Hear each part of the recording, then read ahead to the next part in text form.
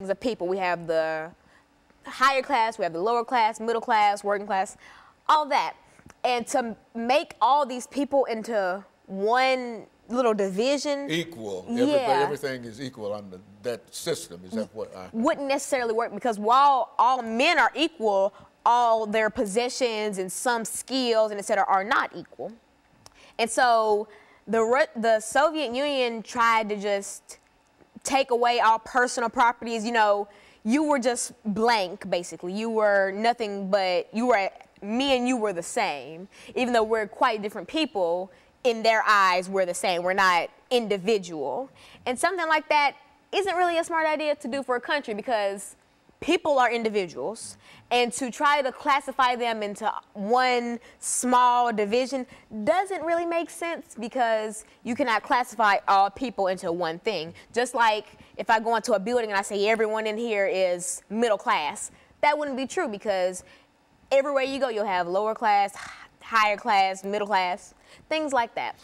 Are you saying that even though there's an attempt to make everybody equal, that all individuals are not the same, and therefore no matter what kind of system you develop, you have to make arrangements for those differences within America, within individuals? Is that what we're saying? Yeah, and some lesser known political parties say that, you know, people are equal, but we're different.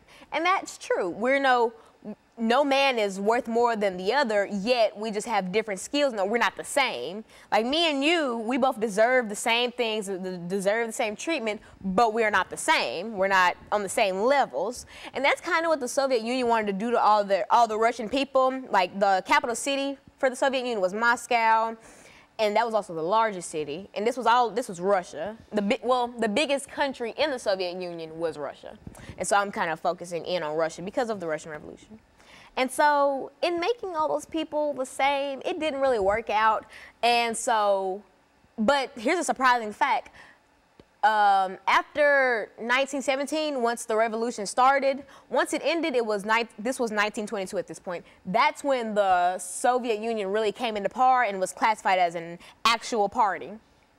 The Soviet Union did not end until 1991, July of 1991. So this actually lasted, and it was incorporated for the Russian people. And so 1991 was about 20-ish years ago. This really went on for a long time, and people don't see that. They think of, when they hear Soviet Union, they think of, oh, this was back during Lenin and the Tsarist autocracy. This was very close to 2017. This is 2017. That was not a long time ago. And so it's very strange to look at it that way, because the Soviet Union was still coming into power when we had like modern televisions and stuff like that. It's very strange to think about. You know, Lana, thinking about the Soviet Union and some of the things that you've already said about equality of opportunity and et cetera, I think that you can look at the Constitution of the United States of America and say in reality, these are some of the things that are promised in the United States Constitution. Now, what made Russia different from the United States? Well, see, the United States, the Constitution says, you know, all people are equal and all this and that. That's not really how America treats their citizens, or the United States. You could say that all people are equal and all people get equal chances. That's not really what happens, because, and I feel like in the Constitution, things like that were promised so that we could kind of instill it in the country, and maybe like over time we'd start to believe it.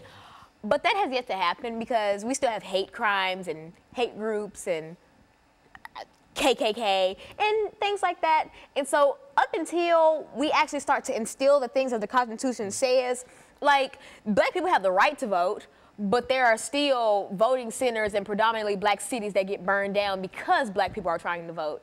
And so once the United States starts to actually abide by we abide by it, but the government does, at least. The citizens haven't really clicked yet, because, you know, black people we have our rights now. Once the Constitution went through, you know, we had people like Martin Luther King and Rosa Parks fight for our rights. We have rights. We can do whatever at this point, but citizens still try to make it hard for us to do whatever. And that's kind of like Russia.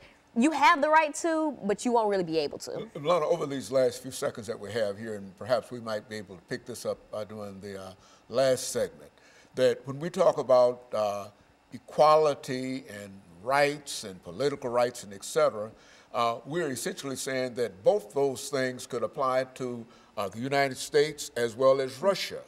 But in a real sense, I think that there's a constitution in the United States that promises this, the 13th, 14th, and the 15th Amendment.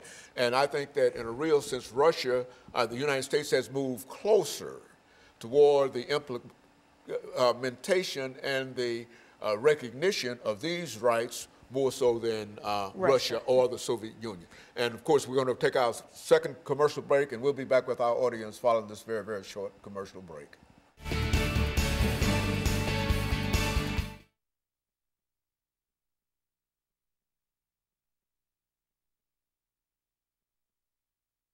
It's habit. It's like, do that. Okay, it's okay. Yeah, No, because I get tongue tied. And I like, yeah. Well, I'm just tie your tongue up and do like I do with these dentures. dentures. You talk about trying to talk with those things. Oh. That's really, Okay, I get it. you know what I'm saying? Yeah.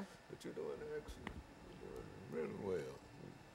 Now, what you want to talk about now? I'm gonna go back in on rights and stuff, and then compare, like, just comparisons and stuff. Okay, I'm gonna let you just go and start talking about what you think you know about. And you're doing well. This is some of the information. This is good information, and it gives us. But I just wanted to make that comparison because we believe, all of us believe in equality of man. That's what, as a matter of fact, the Soviet Union is built upon communism, and communism essentially is common. Everybody ought to share everything, property, and et cetera, and et cetera. And but we